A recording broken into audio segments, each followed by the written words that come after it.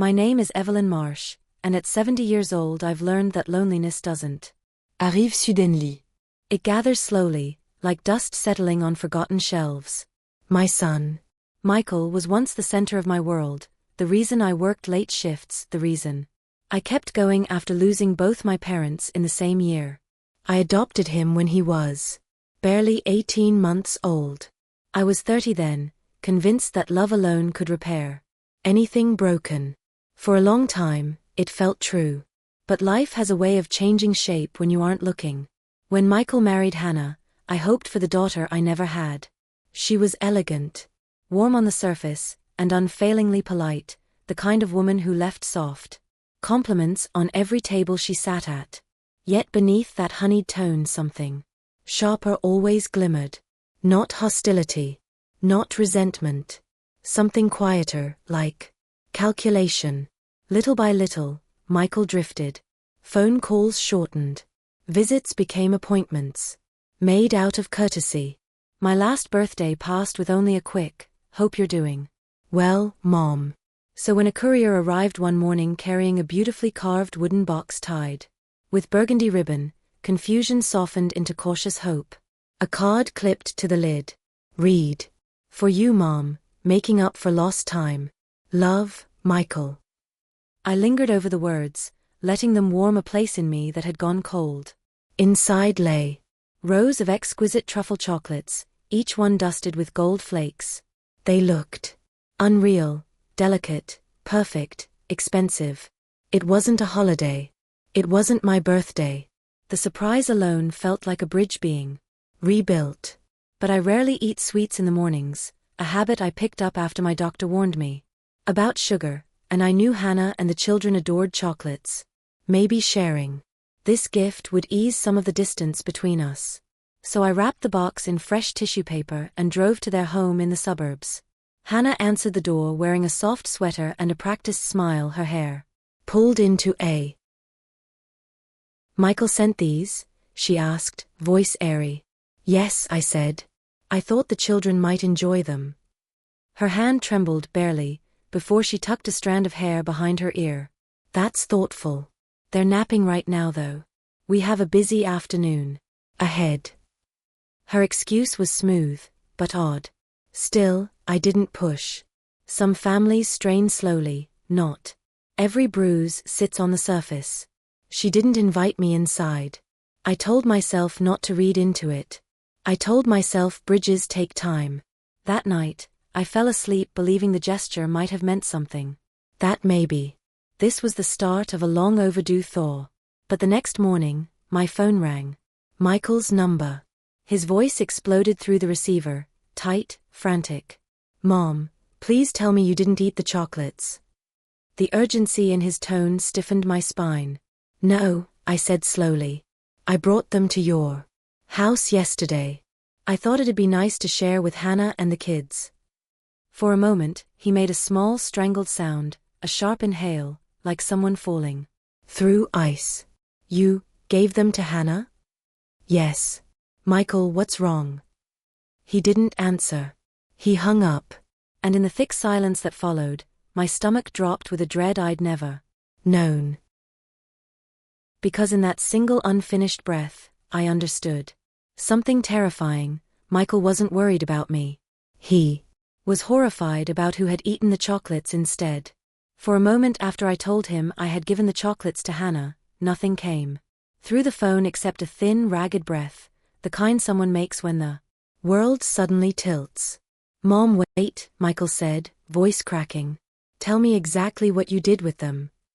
"I didn't eat any," I repeated, slower this time. "I brought the box to your house yesterday and gave it to Hannah. The kids love sweets, so I thought." A dull thump echoed on the line, as if he dropped the phone or stumbled. "You gave them to her?" His voice tightened into something strained, almost hoarse. "Yes," I whispered. "Michael, you're scaring me. What's going on?" Another pause, longer, heavier. Then his breathing shifted, becoming sharp and uneven. "You weren't supposed to share them," he said quietly. No shouting, no rage, just a frayed desperation that chilled me more than yelling ever could. Why? I asked. But the line went silent. And then he hung up. I sat there frozen, staring at the banner of his name on the darkened screen. I called him. Back immediately, once, twice, 5 times. No answer. A message formed under my trembling thumbs. Please call me. You sound frightened.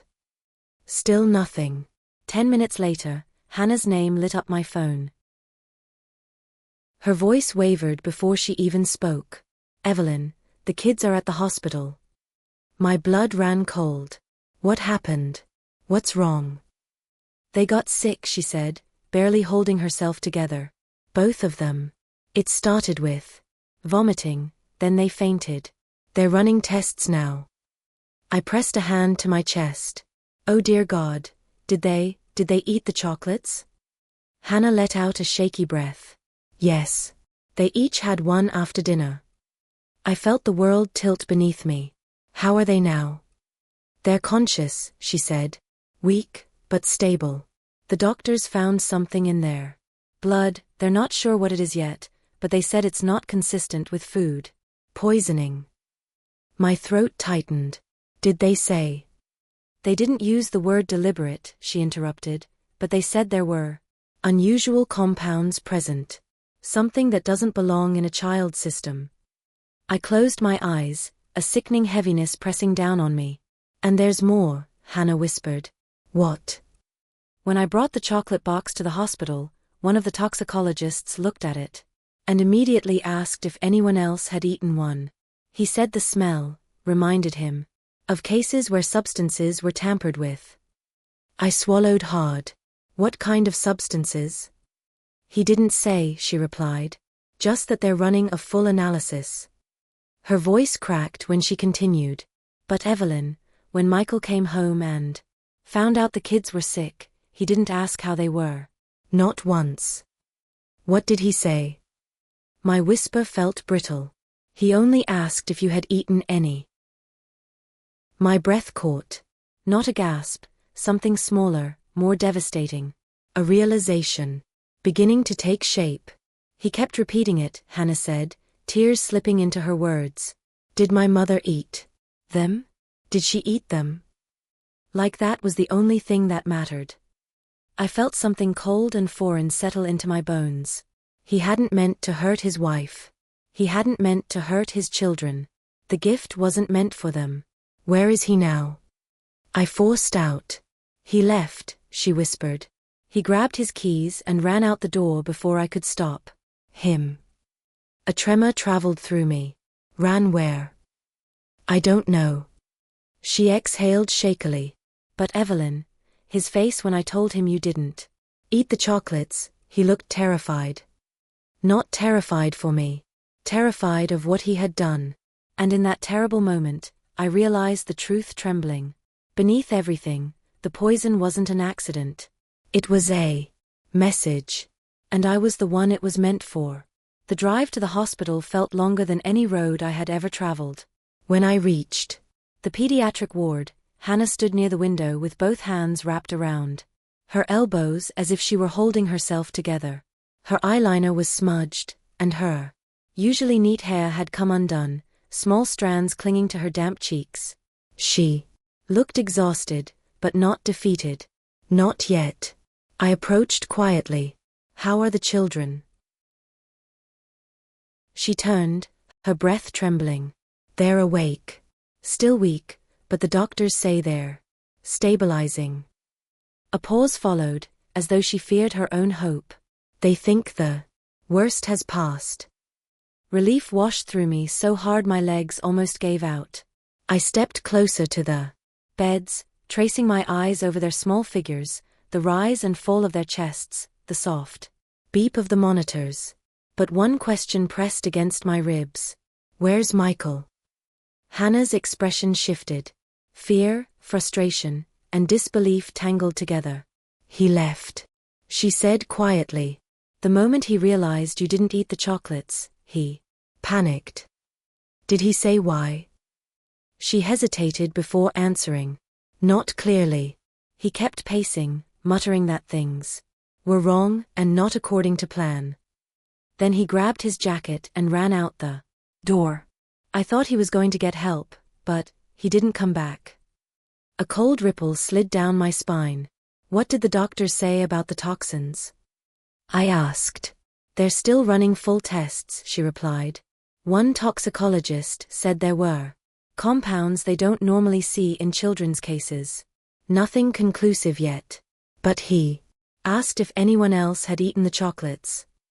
Her eyes flicked to mine. His tone worried me. That fear was contagious. It bloomed inside my chest. I shouldn't have brought them, I murmured, guilt tightening my throat. Hannah shook her head sharply. You didn't know. You couldn't have known. But her voice trembled despite her words. She moved toward the chair and sat down slowly, knees unsteady. Evelyn, when Michael heard the kids were in the hospital, he didn't ask about them. Not once. He only asked if you had eaten any chocolate. Over and over. My breath faltered. He said that. She nodded, wiping under her eyes. His face. I've never seen him look so terrified. Something inside me broke, not loudly, but with a quiet widening crack. I forced myself to sit. Hannah, did he ever act strangely before this? Yes, she admitted. For months. He'd disappear without explanation. Some days. He'd come home defensive about money. Other days he'd accuse me of turning him against you, even when I hadn't mentioned your name. Her voice wavered again. I thought it was stress. Or work. I didn't realize how deep it went. None of us had. A nurse stepped in to check the children, giving us a brief nod before leaving us alone. Again. The silence that followed felt heavy, dense. I stared at the floor, trying to steady my breath. I had spent decades believing I knew my son, his strengths, his wounds, his shadows. And yet now, it felt like I was piecing together a stranger. My phone buzzed. A text from an unknown number. You should have eaten them. This wasn't meant for them. A chill crawled up my arms. Hannah leaned in to see, her hand flying to her mouth. He's blaming you, she whispered. My stomach twisted. Not just from fear, but from the realization forming in my mind. Michael had wanted to kill me quietly. His panic wasn't grief, it was the fear of a plan collapsing. And just as the truth began settling into place, my phone buzzed again, this time with proof that Michael wasn't far away at all. I stared at the message on my phone, my pulse echoing in my ears. You should have eaten them yourself. This is your fault. The words felt carved rather than typed, sharp, intentional, unforgiving. I showed the screen to Hannah. Her hand flew to her mouth, and for a moment she looked as though she might collapse. The fear in her eyes wasn't theatrical or exaggerated, it was raw, the kind that enters the body and refuses to leave. Evelyn, he texted you that? She whispered. I nodded, tightening my grip on the phone. The hospital room was quiet except for the soft, rhythmic beeping of the children's monitors. Despite the fluorescent lighting, everything felt dimmer, as if the truth itself had cast a shadow over the room. Hannah, I said gently, there's more you haven't told me. She lowered herself into the visitor's chair, knees shaking. When she finally spoke, her voice came out thin and uneven, like someone trying to talk through a storm. I've been trying to make sense of Michael's behavior for months, she said. He's been stressed, secretive. Some days he wouldn't come home until late, and when I asked where he was, he'd snap at me or change the subject. This version of her, frightened but opening up, felt more real than the distant woman I'd known before. What kind of secrets? I asked. She hesitated. Money. I found overdue loan notices stuffed in his desk drawer. I only saw them because he left things scattered one night. When I confronted him, he said it was handled. But the next day, the papers were gone. Did he know you saw them? Yes, she said quietly. He was angry. Not explosive, just cold. A chill moved through me. Michael had always struggled with insecurity, with feeling not enough. But cold? Calculating? That wasn't the boy I raised. Hannah rubbed her palms against her knees. And a few weeks ago, he started digging. Through old files, insurance papers, financial statements. I thought he was reorganizing, but now, her voice broke. Now I'm not so sure. I swallowed hard. Why didn't you tell me? I didn't want to accuse him of something I didn't understand, she whispered. And, honestly, I was scared of what it might mean if I was right. The pieces were beginning to form a shape, one I told? Calculating? That wasn't the boy I raised. Hannah rubbed her palms against her knees. And a few weeks ago, he started digging. Through old files, insurance papers, financial statements. I thought he was reorganizing, but now, her voice broke. Now I'm not so sure. I swallowed hard. Why didn't you tell me? I didn't want to accuse him of something I didn't understand, she whispered. And, honestly, I was scared of what it might mean if I was right. The pieces were beginning to form a shape, one I didn't want to look at too closely. What about the chocolates? I asked. The toxicologist, what did he say exactly? She shook her head. Not much. He said they needed more testing, but that the smell and texture suggested tampering. He didn't mention any specific poison, just that the combination was unusual enough to raise concern. She paused. He mentioned seeing similar packaging in a widely reported case years ago, which is why it stood out. That made more sense, a vague memory, not a perfect recognition. For a moment, neither of us spoke.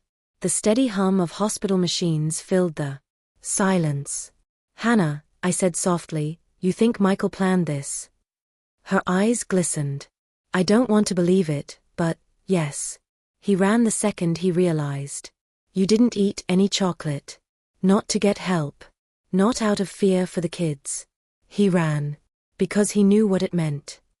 A painful pressure built behind my ribcage. Fury and heartbreak tangled together. I opened my phone again, not to reread the message, but to check something else. A small notification sat beneath the text, sent via internet messaging app. No number. No SIM. Just Wi-Fi. The hospital's Wi-Fi. My throat tightened. Hannah, he didn't send that from far away. She blinked. What do you mean? I showed her the app name. This only works on Wi-Fi. He must have been connected to the hospital network when he sent it. Her face drained of color. Evelyn, are you saying he's here? I didn't answer. Because deep down, I already knew. And just as the realization settled cold in my stomach, footsteps echoed in the hallway, slow, deliberate, and coming closer. The moment I saw the small network trace active note under Michael's message, my stomach tightened. It wasn't a precise location, the app simply indicated the sender had been connected to the hospital's public Wi-Fi when the text was delivered. It was enough to send a shiver through me. I showed Hannah. Her breath wavered, but this time she didn't collapse into panic. She stood still, processing, trying to stay composed. So he was here, or nearby, she whispered.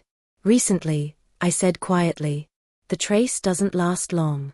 He must have slipped onto the floor before security finished their sweep. That thought alone was chilling. Hannah locked the door.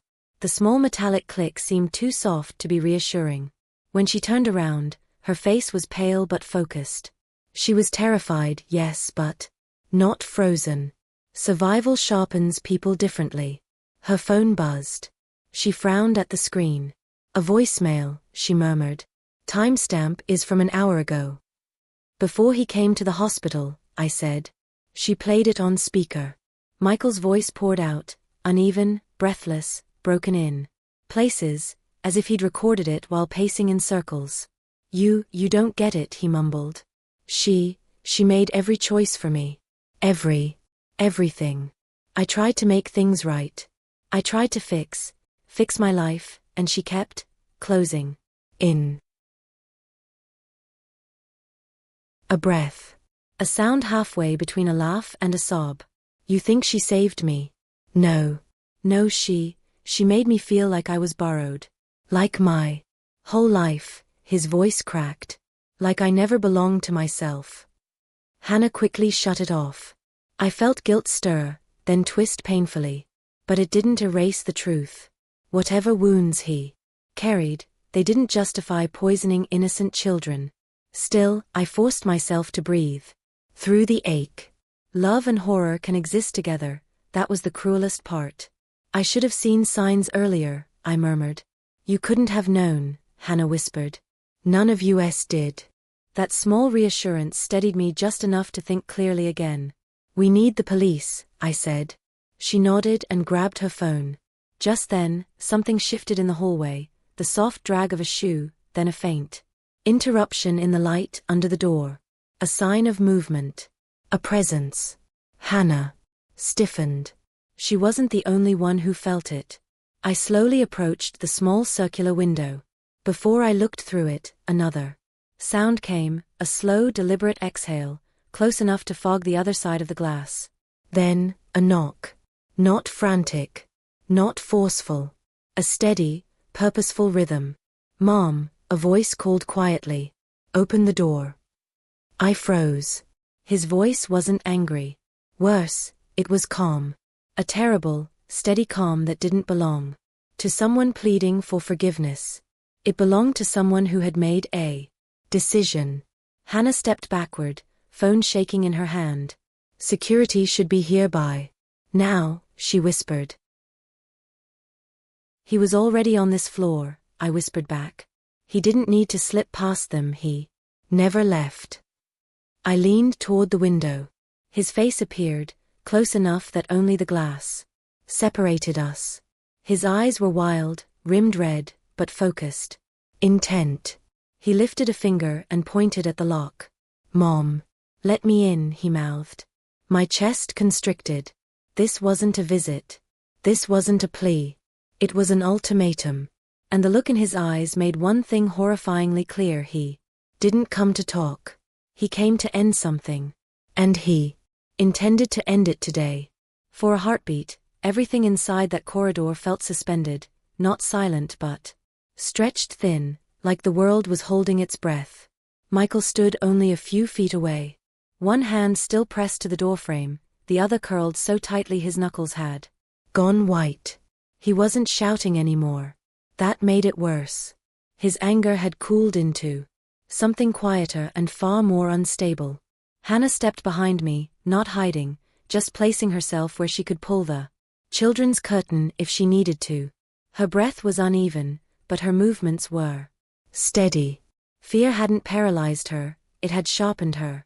Michael's eyes flicked to her, and something inside him snapped. You told her, he muttered. His words weren't loud, they tumbled out unevenly, like he hadn't decided what he was saying until it left his mouth. You always picked the wrong side. Michael, I said, forcing calm into my voice, listen to me.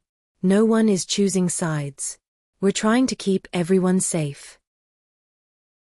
He let out a shaky laugh, the kind people make when they're on the edge of unraveling. Safe? From me? You think I wanted any of this? I was drowning. I thought, he pressed his fist to his temple. I thought if something changed, if she wasn't hovering over me anymore, maybe I could breathe again. His thoughts scattered mid-sentence. He shook his head, lost in his own spiraling logic. Behind him, a faint echo rose, a distant call from the nurse's station. It grounded me. Security is on the way, I whispered to Hannah without taking my eyes off him. He probably used the side stairwell. That's how he got here so fast. She nodded once, barely moving. Michael stepped closer. The hallway lights cast shadows across his face, making the exhaustion beneath his eyes look deeper. You were supposed to love me, he mumbled. Not own me. Not decide every step of my life. Do you know what that feels like? To grow up and realize you were molded, not raised. The words punched through me, not because they were true, but because he believed them. Maybe that was the most painful part, that his world had bent so far out of shape he couldn't see anything clearly anymore. Michael, I loved you, I said softly. Every choice I made was to protect you. Maybe I got things wrong. Maybe I held on too tightly. But I would never hurt you. He wavered, expression flickering between rage and breaking sorrow. Then footsteps sounded at the end of the corridor. He jerked toward the noise, eyes wide. Panic flashed across his face, raw and sudden. He backed up quickly. No. No, you're not taking me anywhere. I won't let you. Michael, his name tore out of me before I even realized I'd spoken it. Hannah's hand caught my arm, stopping me from taking a step after him. 2 officers turned the corner. A nurse followed, holding a tablet. Her expression said she already knew more than we did. Michael ran. Not toward us, away, vanishing down the stairwell he'd come from, disappearing. Before anyone could stop him. The officers didn't even try chasing. One look at the nurse's screen told them chasing wasn't the priority anymore. The officer nearest me swallowed hard. Ma'am, you need to hear this. He handed me the tablet. The paused security footage showed Michael earlier that morning, not near the children's room, not even on the pediatric floor. He was standing outside my own house. And in the corner of the frame, half hidden behind my garden wall, someone else was standing with him. Someone I knew. Someone I never expected to see beside my son. The officer's face told me before he spoke, something urgent had already happened. Security pulled the footage, he said. They flagged suspicious activity and handed this to us. That explained the speed. The hospital's internal team had been monitoring unusual logins, and someone in the control room had recognized Michael's phone on the Wi-Fi and cued the cameras. On the screen the corridor looked grainy and quiet. Michael moved with a purpose I hadn't seen in him since he was a boy who wanted to catch fireflies. He paused outside a door, then pushed it open. The patient inside looked up, a man I hadn't expected to see on that screen, my estranged brother Daniel. I hadn't spoken to Daniel in 20 years. We'd buried him from my life, not knowing how deeply he could infect another heart. The officer's tone went low. He was admitted last week for alcohol detox. That ward was understaffed during shift change. Someone on the floor left the supply drawer unlocked. Michael grabbed a vial from the medication station. It made grim sense. A small window, a tired staff, an unlocked drawer, a dangerous chain of tiny failures. On the footage Michael pressed the vial in his hand, hands trembling. The camera didn't record sound, but his body language was frantic and fractured, shoulders hunched, head bobbing, mouth working as if chewing on words that wouldn't form. When Daniel tried to get up, Michael pushed him back hard. It wasn't just aggression, it was an attempt to force a confession from an old grievance, to make the past align with his present rage. I couldn't breathe. For a moment my mind refused to stitch it together.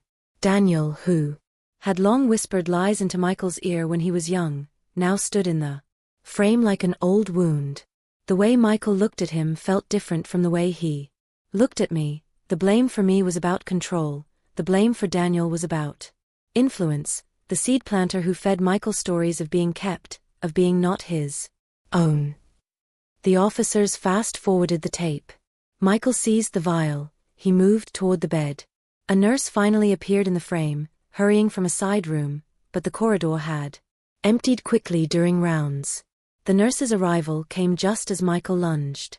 Security was already on the way, but shift change gaps are real. That short void had been all he needed.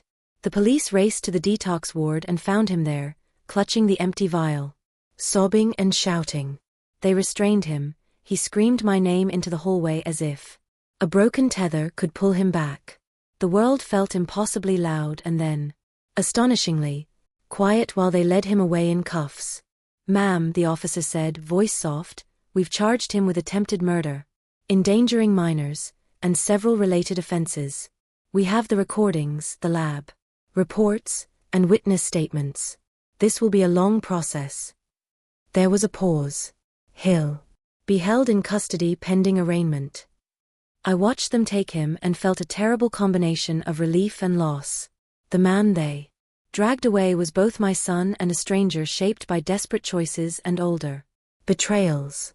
I had loved him fiercely, and now I watched him become an accused monster. After they left, the apartment felt cavernous, as if the noise of that moment had hollowed the walls. I sat down and let a single deep breath out. It did almost nothing to settle the trembling in my hands.